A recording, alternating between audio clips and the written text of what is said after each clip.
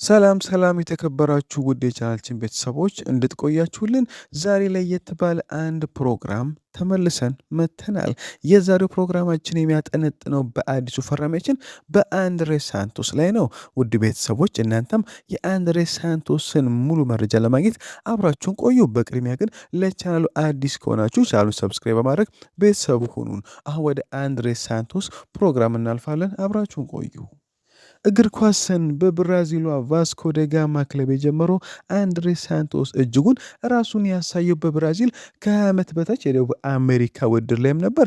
አንድሬ ሳንቶስ በዋናው የብራዚል ብሔራዊ ቡድን በተደጋጋሚ ሲጠራም ተመልክተናል። አንድሬ ሳንቶስ በጠንካራ የመከላከል ክህሎቱ ኳስን ከኋላ ወደፊት በማደራጀትና አልፎ አልፎም ግብ በማስቆጠር የሚታወቅ ዘመናዊ 6 ቁጥርና 8 ቁጥር አማካይም ነው። አንድሬ ሳንቶስ በአማካይ ክፍል ላይ በተለያዩ ቦታዎች የመጫወት ከፍተኛ ብቃትና ተለዋጭነት ያለው ተጫዋች ነው። በዋናነት በሚከተሉት የመጫወቻ ቦታዎች ላይ ይሰለፋል።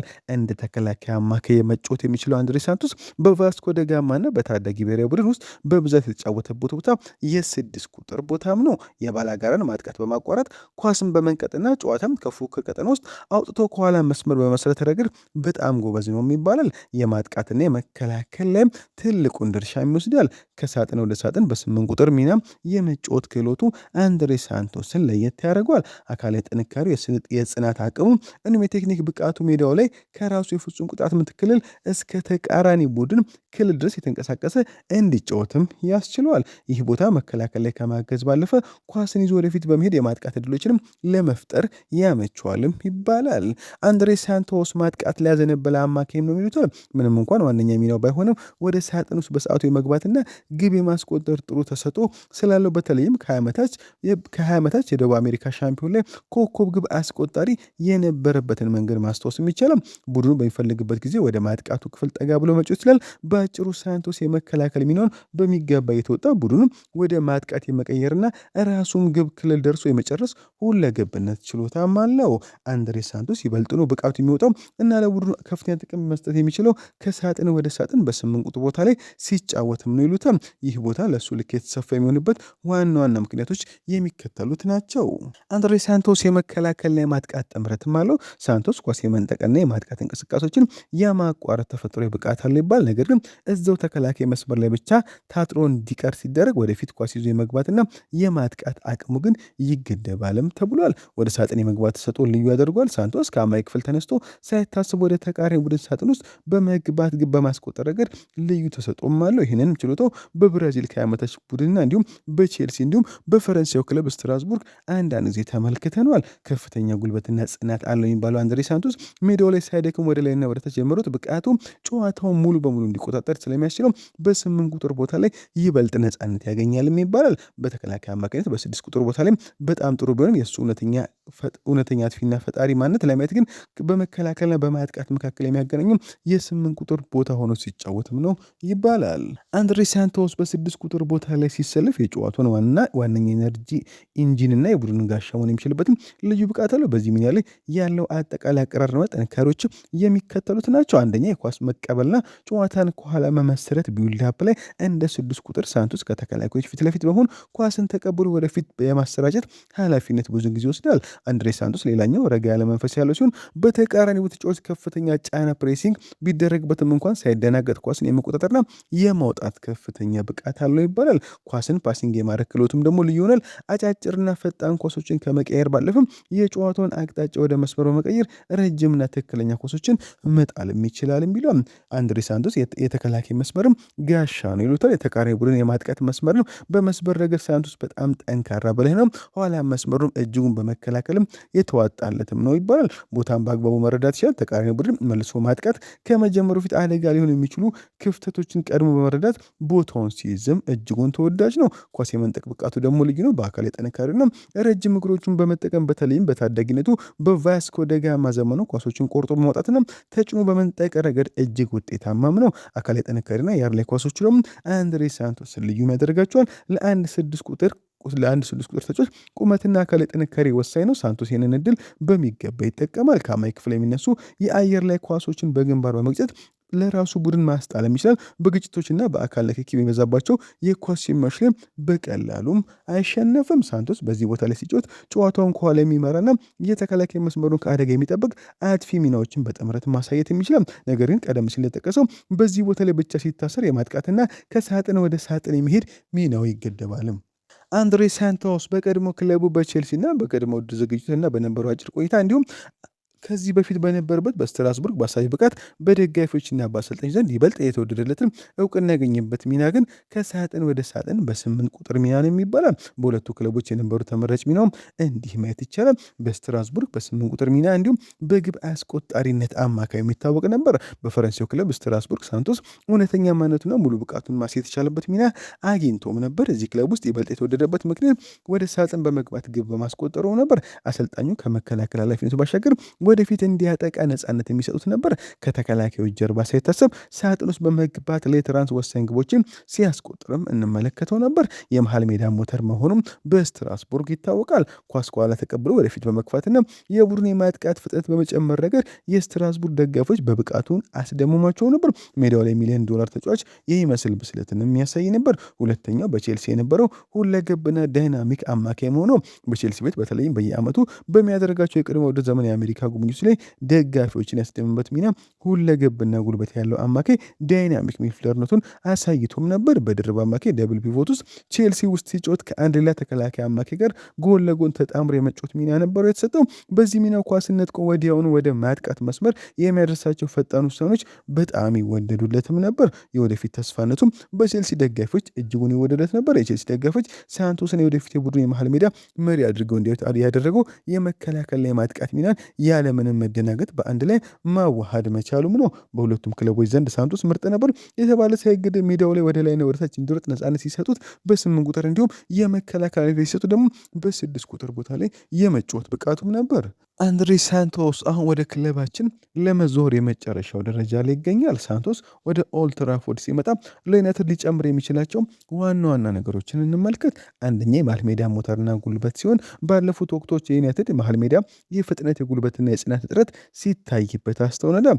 ሳንቶስ ሜዳውን በረጅም እርምጃዎች የመሸፈንና ሳይደክም የሚመሩት ከፍተኛ አቅም ወርክ ሬት አለው። ይህ ብቃቱ ዩናይትድ በመሃል ሜዳ ላይ የሚበልጥበትን ድክመትን ያስቀራል፣ በጨዋታዎች ላይም ብልጫ እንዲወስድ ይረዷል። ሁለተኛው ከመከላከል ወደ ማጥቃት ፈጣን ሽግግር እንዲያደርጉም ያደርጋቸዋል። ዩናይትድ ፈጣንና መልሶ ማጥቃትን ካውንተር አታክን እንደ ትልቅ የጨዋታ ስልት ይጠቀማል። ሳንቶስ ደግሞ ለዚህ የተፈጠረ ተጫዋች ይመስላል። ኳስን ነጥቆ መገስገስ፣ ኳስን ከራሱ ክልል ነጥቆ በቀጥታ ወደፊት በመግፋት ቦል ኬሪንግ የቡድን ማጥቃት ፍጥነት በከፍተኛ ደረጃ ይጨምረዋል ይባላል። ፈጣን ውሳኔዎቹ የሚጠበቁ ሲሆን ኳስ እንደነጠቀ ወዲያውኑ ወደ ማጥቃት መስመሩ ምናልባትም ለብራሂም ቤሞና ለማቲያስ ኩኛ ወይም ሌሎች አጥቂዎች ትክክለኛና ፈጣን ኳሶችን የማድረስ ብቃትም ይኖረዋል ተብሏል። ሶስተኛ ከአማካይ ክፍል ግብ የማስቆጠር ሲሆን ከብሩኖ ፈርናንዴዝ ውጭ የዩናይትድ አማካዮች እንደ ምናልባትም እንደ ኮሜኖ በብዛት ግብ በማስቆጠር ነገር የተሰለፉበት ቦታ ስለሚገድባቸው ብዙም አይታሰብም። ሳንቶስ ግን ሳይታሰብ ሳጥን ውስጥ በመግባት ግብ የማስቆጠር ልዩ ተሰጥኦም አለው። ይህ ደግሞ በዩናይትድ ማጥቃት ሌላ ተጨማሪ አደጋ መፍጠር፣ የተቃራኒ ቡድን ተከላካዮች በብሩኖ ፈርናንዴዝ በአጥቂዎች ላይ ብቻ እንዲያተኩሩ ትኩረታቸውን ይበትነዋልም ተብሏል። አራተኛ የኮቢ ማይኖ ፍጹም አጋር መሆን መቻሉም ነው። ኮቢ ማይኖ ኳስን አረጋግቶ በመጫወትና ከጫና ውስጥ በማውጣት ረገድ ድንቅ ታዳጊም ነው። ነገር ግን ከጎኑ በአካል ጠንካራና ጉልበት ያለው ተጫዋች አሁን ላይ ያስፈልገዋል። ሳንቶስና ማይኖ አብሮ በሚጫወቱ ፍጹም ጥምረት መፍጠር ይችላሉ ይባላል። ሳንቶስ በአካል ጥንካሬው ሽሚያዎችን እያሸነፈ ማይኖ ነጻ ሲወጣው፣ ማይኖ ደግሞ ጨዋታውን በጥበብ እንዲመራ እድል የሚሰጠዋልም ተብሏል። አምስተኛው የካዜሜሮ የረጅም ጊዜ ተተኪ ነው። ካዜሜሮ በእድሜ እየገፋ ከመምጣቱ ጋር ተይዞ በዚህ ክረምት ከዩናይትድ መልቀቁ ይታወሳል። ሳንቶስ ደግሞ እንደ ካዜሜሮ ነው ብራዚል ላይ ኳስ የመንጠቅ ብቃት ያለው ነገርም ከካዜሜሮ ይልቅ ወጣት ፈጣንና ወደፊት የማጥቃት አቅሙ የላቀም ተጫዋች ስለሆነ አሁን ላይ ካዜሜሮን የሚተካው ትክክለኛው ብራዚላዊም ተጫዋች ነው ይባላል። አንድሬ ሳንቶስ ለክለባችን ጉልበት፣ ፍጥነት ከአማካይ ክፍል የመነጨውን የግብ ዕድልና ዘመን የመከላከል ጥንካሬን በአንድ ላይ ይጨምርታል ተብሏል። በአጠቃላይ የዩናይትድ መሃል ሜዳ ይበልጥ ዳይናሚክ እና አስፈሪ ያደርገዋልም ተብለዋል። አንድሬ ሳንቶስ በማንቸስተር ዩናይትድ ቤት ቢሰለፍ ቡድኑ አሁን ላይ በሚጠቀምበት ስልታዊ አወቃቀር ላይ ባሉ ተጫዋቾች ባህሪ መሰረት በሁለቱ ዋና ዋና ሚናዎች ላይ ልንመለከተው እንችላለን። ሆኖም ግን ይበልጥ ውጤታማ የሚሆንበትና እሱ ልናይበት የምንችለው ዋነኛ ሚና በድርብ አማካይ ከሳጥን ወደ ሳጥን የ8 ቁጥር ሚና ሚና ነው ይባላል። በድርብ አማካዮች የነጻነት 8 ቁጥር ሚና ይበልጥ ሊታይበት የሚችለው ሚና ነው ይባላል። ማንቸስተር አብዛኛውን ጊዜ በ4-2-3-1 ወይም በ3-4-2-1 አሳልፍ ከተከላካዮች ፊት ሁለት አማካዮችን ያሰልፋል። በዚህ መዋቅር ውስጥ የሳንቶስ ሚና እንዲሆነ ከማይኖም ከሌላ የተከላካይ አማካይ ጋር መጣመር ሲሆን ሌላኛው አማካይ ለምሳሌ ኮቢ ማይኖ ኳስን ከኋላ አረጋግቶ የመቀበልና ጨዋታውን የመሰረት ኃላፊነት ሲሆን ሳንቶስ ደግሞ ሜዳው ላይ ወደ ላይና ወደታች የምሩት ሙሉ ነጻነት ይሰጠዋል። የቦታዎች የመቀየር ሚና ለሳንቶስ ይሰጠዋልም ተብሏል። ዩናይትድ በሚከላከልበት ጊዜ ሳንቶስ በፍጥነት ወደ ኋላ በመመለስ መሀል ሜዳውን ያጠባል። ቡድኑ ኳስ ሲያገኝ ደግሞ ወዲያውኑ ኳስ ይዞ ወደፊት በመገስገስ አጥቂዎችን የሚደግፋልም ተብሏል። ሁለተኛ ወደ ሳጥን ሰርጎ የሚገባ የአጥቂ አማካይም ሊሆን ይችላል ተብሏል። በጨዋታዎች ላይ የዩናይትድ ክንፎች እንደ ቤሞና ኩኛ ያሉት ሲሆኑ መስመር ይዘው በሚያጠቁበት ጊዜ ሳንቶስ በተለየ ሚና እንመለከተዋለን። የቡርኖ ፈርናንዴዝም ረዳት ይሆናልም ተብሏል። ቡርኖ የመጨረሻውን ኳስ ለማቀበል ወደ ውጭ ጠጋ ሲል ሳንቶስ ከመሃል ተነስቶ ሳይታሰብ ወደ ተቃራኒ ቡድን ሳጥን ውስጥ ሰርጎ ይገባል። በዚህ ሚናው ከተከላካዮች ትኩረቶች በመሆን በረጅም ክሮሶች ወይም ከተመታ ኳስ የምትመለሰውን በመጠቀም ግቦችን ሲያስቆጥር ልንመለከተው እንችላለንም ተብሏል። ሶስተኛው አስፈላጊ ሲሆን ንጹህ 6 ቁጥር ሆኖ መጫወትም ይችላል። ቡድኑ ከባድ ጨዋታዎችን ሲያደርግ ወይም ውጤት ለማስጠቀም በሚገደድበት ጊዜ በተለይም ካዜሜሮ ይህን ሚና ሲያደርገው እንመለከታለን። ሳንቶስ ወደፊት መሄዱ ቀንሶ ከተከላካዮች ለፊት ጋሻውን እንዲቆም አይናዘር ማን ሊደረግ ይችላል። በዚህ ጊዜ የተቃራኒ ቡድን 10 ቁጥር የማጥቃት አማካይ የመጠበቅና ኳስ የመንጠቅ ስራ ላይ ብቻ ትኩረትም ያደርጋል ይባላል። ማንቸስተር ዩናይትድ አንድሬ ሳንቶስን ወደ ስብስቡ ከቀላቀለ በኋላ በአሁኑ ወቅት ክለቡ በከፍተኛ ሁኔታ የፈለጋቸውና የመሀል ሜዳውን መዋቅር ሙሉ በሙሉ ሊቀይሩ የሚችሉ 4 ዋና ዋና ስልታዊ ጥቅሞችን እንመልከት። አንደኛ ዘመናዊና የማይደክም የመሀል ሜዳ ሞተርን ያገኘው ባለፉት ጊዜ የዩናይትድ መሀል ሜዳ በቀላሉ በተቃራኒ ቡድኖች የመበለጥና የጉልበት እጥረት ይታይበት ነበር። ዩናይትድ ከሳንቶስ የሚያገኙት ትልቁ ነገር ከፍተኛው ጉልበት ነው። ሜዳውን በረጅም እርምጃዎች የመሸፈን ሳይደክም የመሮጥና ተቃራኒ ቡድን ላይ የማያቋረጥ ጫና ፕሬሲንግ የመፍጠር አቅምም ያመጣል ተብሏል። ይህ ደግሞ ዩናይትድ የመሃል ሜዳውን ፍልሚያ በቀላሉ እንዲያሸንፍ ይረዳዋልም ተብሏል። ሁለተኛው አስፈሪና ፈጣን የሽግግር ጨዋታን ኤሌክትራናይዜሽን የሚያመጣ ሲሆን የዩናይትድ ትልቁ የጥቃት መናቂያ ፈጣን መልሶ ማጥቃት ካውንተር አታክ ነው። ሳንቶስ ስለዚህ ስልት ፍጹም ተስማሚ ነው ይባላል። ኳስን ከራሱ ክልል ነጥቆ ወይም ተቀብሎ በራሱ ፍጥነት ወደፊት የመግፋት ልዩ ብቃትም አለ። ቡድኑ ከመከላከል ወደ ማጥቃት በሚያደርገው ሽግግር ላይ እንደ ድልድይ በመሆን ኳስ በፍጥነት ለአጥቂዎቹ እንዲያደርስም ያደርጋልም ተብሏል። ሶስተኛው ከአማካይ ክፍል የመነጭ ተጨማሪ ግብ ይመጣል ተብሏል። በአሁኑ ወቅት ከቡርኖ ፈርናንዴዝ ውጭ ያሉ የዩናይትድ አማካዮች እንደ ኮቢ ማይኖ በብዛት ግብ የማስቆጠር ባህሪ ስላለባቸው አንድሬ ሳንቶስ ይህንን የሚሸፍናልም ተብሏል። አራተኛው ደግሞ ለኮቢ ማይኖ ለቡርኖ ፈርናንዴዝ ምናልባትም ለሁለቱ አዳዲስ ፈራሚዎች ትልቅ አጣማሪም ይሆናል ተብለዋል።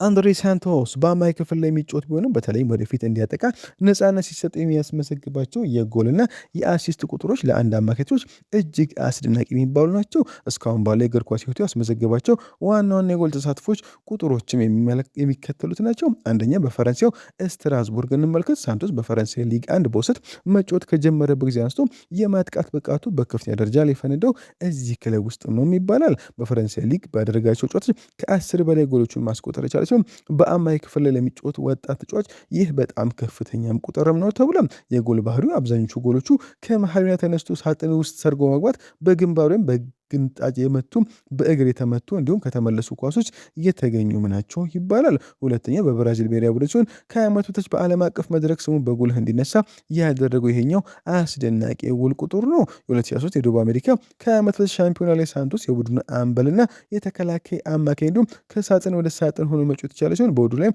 8 ጨዋታዎችን አድርጎ 6 ጎሎችንም አስቆጥሯል። በዚህም ቁጥር ቡድኑ ሻምፒዮን ከማድረጉ ባለፈ የወደዱ የኮከብ አስቆጣሪ መሆንም ችሏል። ሶስተኛ በትውልድ ክለቡ ቫስኮ ደ ጋማ ሲሆን በብራዚል በነበረው ቆይታ ገና በታዳጊነቱ በዋናው ቡድን ወሳኝ ሚናም ነበረ። በቫስኮ ደ ጋማ 2022-2023 በሁሉም ቡድኖች ላይ ወደ 49 የሚጠጉ ጨዋታዎችን አድርጎ 9 ጎሎችንም አስቆጥሯል። ክለቡም ወደ መጀመሪያው ዲቪዥን እንዲያድግ ካደረጉት ዋና ተጫዋቾች መካከል አንዱም አንድሬ ሳንቶስም ነበረ።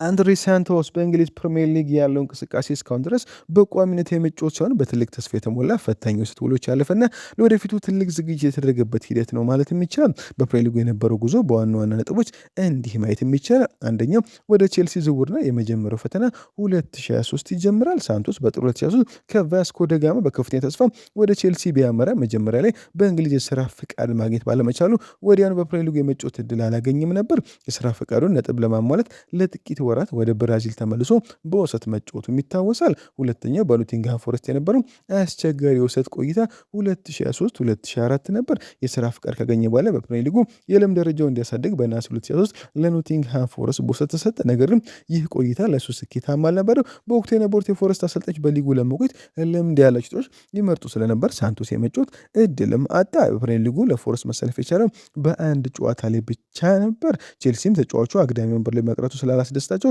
በጥር 2024 የውሰት ውል አቋርጠው ወደ ስታንፎርድ ብሪጅ መለሱት። ሶስተኛ በቅድመ ውድድር ዝግጅቶች ያሳየው አስደናቂ ብቃት ነበር። በፕሪሚየር ሊጉ በይፋ ጨዋታዎች ላይ ብዙ በተለይም ቼልሲ በየክረምቱ በአሜሪካ በሚያደርጋቸው የቅድመ ውድድር ዝግጅት ጨዋታዎች ላይ ግን ሳንቶስ የፕሪሚየር ሊግ ደረጃ መቋቋም እንደሚችል በተግባርም ያሳየ ነበር። አራተኛው ስልት የፈረንሳይ ጉዞ ሲሆን ይህም ጉዞ የፕሪሚየር ሊግ ዝግጁነትን እንዲያሳይ ያደረገውም ነበር። ማንቸስተር ዩናይትድ አንድሬ ሳንቶስን ካገኘ በኋላ የኤሊዮት አንደርሰንና የማቲያስ ፈርናንዴዝ በብዛት ቦታዎችን የመሸፈን አቅም አለው የሚለውን እንመልከት። ሊሆን የሚችልበት ምክንያት የሶስቱን ተጫዋቾች ባህሪ በማነጻጸር እንዲህ ማየት እንችላለን።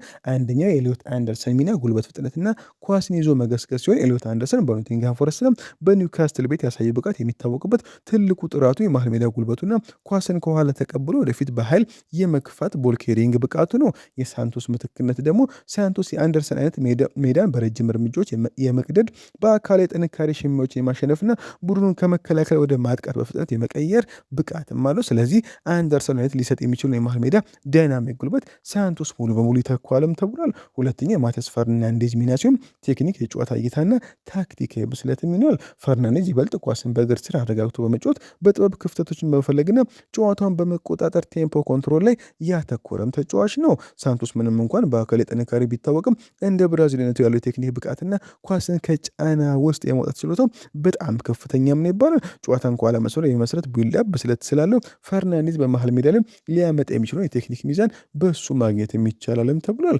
ዩናይትድ ሳንቶስን ቢያስፈርም የሚያገኘው ትልቅ ትርፍ ጥቅም ምንድነው ተብሎ ሲጠይቅ ዩናይትድ አንደርሰንና ፈርናንዴዝ ለየብቻ ቢያስፈርማቸው አንደኛው ለመከላከልና ለጉልበት እንዲሁም ሁለተኛው ደግሞ ለቴክኒክና ጨዋታን ለመምራት ሊሆኑ ይችላሉ።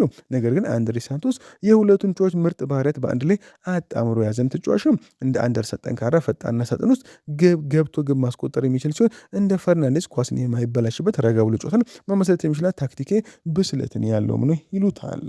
አንድሬ ሳንቶስ በአሮጌው ዘመን እግር ኳስ እንደምናውቃቸው በአንድ ሚና ብቻ የተገደቡ ንጹህ የተከላካይ አማካይም ንጹህ የአማካይ አጥቂ ተጫዋች አይደለም። በመከላከልን ኳስ ይዞ መገስገስና ሳጥን ውስጥ ገብቶ ግብ ማስቆጠርን በአንድ ላይ ያዋሃደ የዘመናዊ እግር ኳስ ውጤትም ነው። የሊጉ ፈተናና ብስለቱ አሁን ላይ ለአንድሬ ሳንቶስ ትልቁ አሳሳቢ የሆኑ ቢመስልም ተጫዋቹ ግን በኖቲንግሃም ፎረስት የነበሩ አስቸጋሪ በትልቅ ትምህርት አልፎለታልም ተብሏል። አሁን ከዚህ በፊት በፈረንሳይ ያሳያለው ድንቅ ብቃትም የአውሮፓን እግር ኳስ ፍጥነትና ታክቲክን በሚገባ ለመላመድ ትልቅ ድልድይ ሆኖለታልም ተብሏል። ማንቸስተር ወይም ሌላ ክለብ እንደ ኤሊዮት አንደርሰንና ማቲያስ ፈርናንዴዝ ያሉ ሁለት የተለያዩ ባህሪ ያላቸውን ተጫዋች ከማስፈረም በአንድ ጊዜ ሁለቱ ፍለምታት እሱ መፈለጋቸው ታክቲካዊ ብልህነት ነው ይባላል።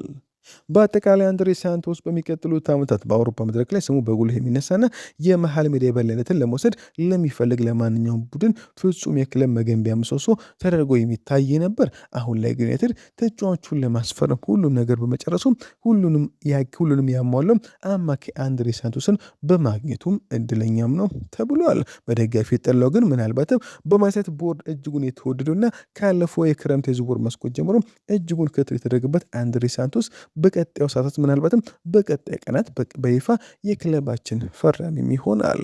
ውድ ቤተሰቦች እስካሁን ለነበረ ቆይታ እናመሰግናለን። ቻናሉን ሰብስክራይብ በማድረግ ቤተሰቡን ስለ አንድሬ ሳንቶስ ዝውውር የተሰማችሁንም ነገር አጋሩን።